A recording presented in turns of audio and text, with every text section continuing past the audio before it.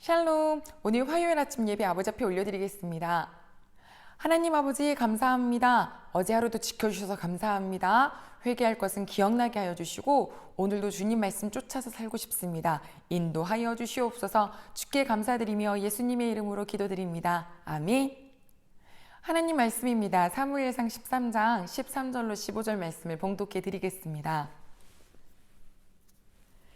사무엘이 사울에게 이르되 왕이 망령되이 행하였도다. 왕이 왕의 하나님 여호와께서 왕에게 내리신 명령을 지키지 아니하였도다.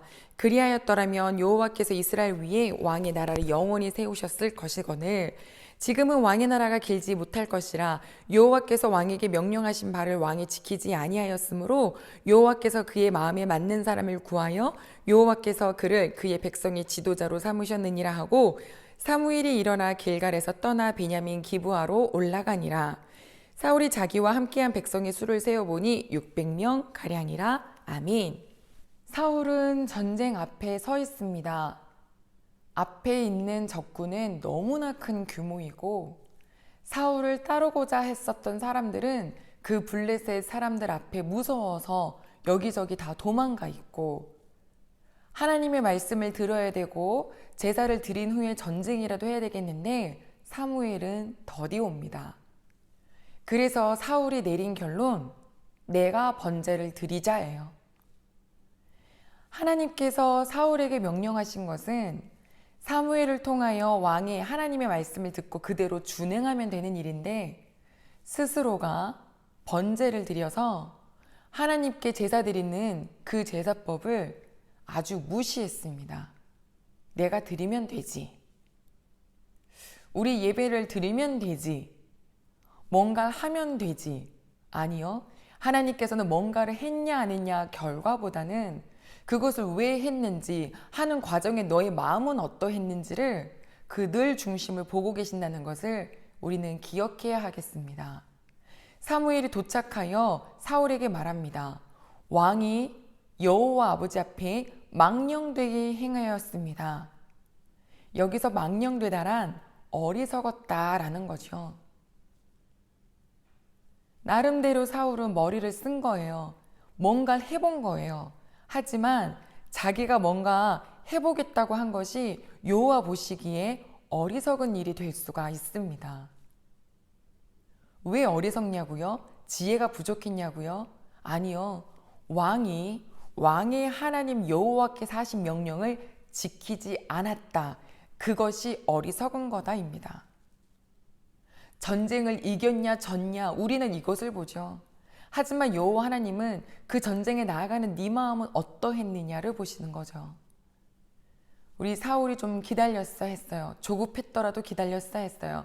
그런데 그는 자기도 모르게 스스로의 꾀에 스스로의 생각에 하나님의 말씀을 더 위에 두는 그러한 우를 범한 거죠.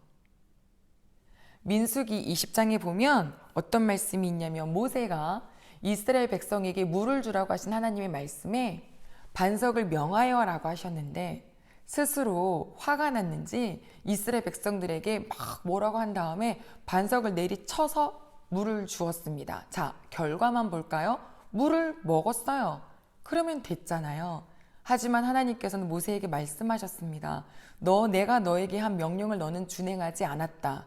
너는 가나안 땅에 들어가지 말고 여기까지다 라고 하셨어요. 사랑의 하나님이어서 우리는 늘 그분 앞에 용서를 받기를 바라지만 용서를 받기 이전에 일단 우리 하나님 아버지께서는 공의의 하나님이신 것을 기억하길 소망합니다. 죄에 대해서는 철저하신 분이십니다. 섞일 수 없기 때문이죠. 모세도 자기 생각에 물 줬으면 되잖아요. 근데 하나님은 그게 아니셨어요. 여호와께서 하신 명령을 준행하기만 하면 되는 거였어요.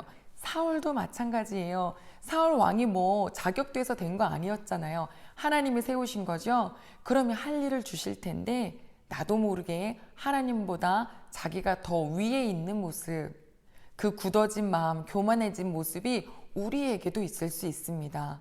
나도 모르게 말씀보다는 내가 생각한 것이 더 옳은 것 같아서 내 생각에 라고 하며 살아가는 방식이 하나님 보시기에는 어리석다라고 하실 수 있으니 우리 성령 하나님께 꼭 간구하셔서 하나님, 제가 하나님 말씀대로 살 수 있도록 어리석게 내 생각과 내 판단대로 살지 않도록 도와주시옵소서 꼭 기도하는 우리 식구들 되시길 소망합니다.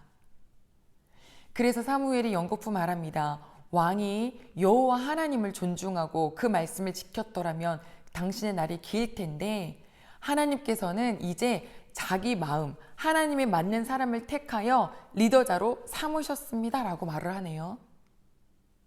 지금 여전히 왕은 사울인데요. 하나님은 사울을 떠나신 거예요. 사람들 눈에는 여전히 사울이 왕의 자리에 앉아 있지만 하나님 눈은 그 사람이 왕이 아니에요. 하나님 마음에 합한 자를 이미 찜해버리시는 거죠. 찬송가 446장 주 음성 외에는 그 찬송가 3절에 이런 말씀이 있어요. 주 떠나가시면 내 생명 헛되네. 주님이 떠나가시면 왕자리가 무슨 소용이 있을까요? 주님이 떠나가시면 내 가진 인맥이 무슨 소용이 있을까요? 주님이 떠나가시면 내 가진 무엇이든지 하나님, 저요, 주님이 계셔야 해요. 주님이 계시다면 지금 제가 가진 자리 다 없어도 괜찮아요. 사람 없어도 괜찮아요. 돈요 없어도 괜찮아요. 주님이 떠나가시면 전 아무것도 아니에요.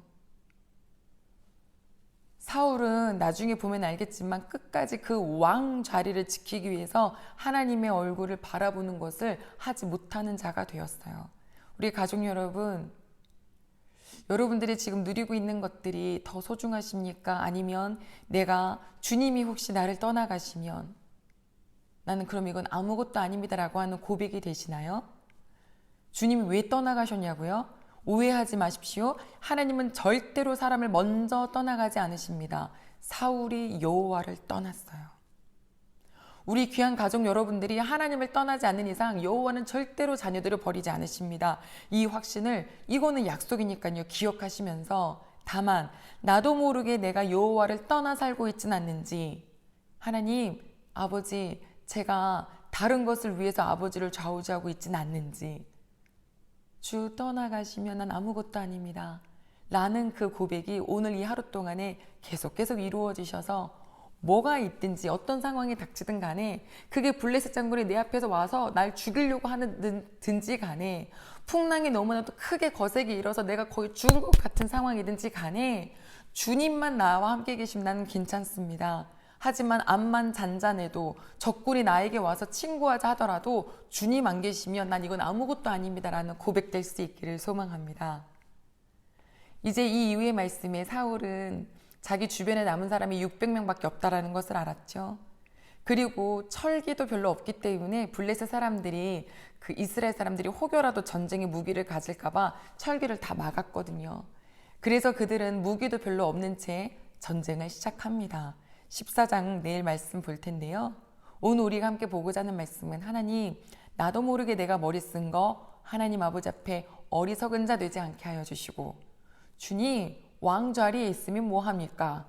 조금 거칠게 표현할까요? 제가 목사 자리에 있으면 뭐합니까? 여호와가 떠나가신 목사는 소용없습니다. 아버지만 계시면 어떤 것도 다 괜찮아요. 그냥 아버지만 계시는 게 좋습니다 라고 하는 고백이 정말 삶에서 진심으로 이루어지기를 소망합니다. 기도하겠습니다. 하나님 아버지, 감사를 드립니다.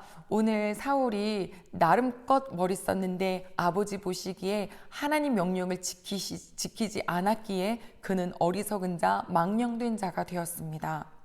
그리고 사울이 여호와를 버렸기에 여호와께서도 정말 다른 리더자를 세울 수밖에 없었죠.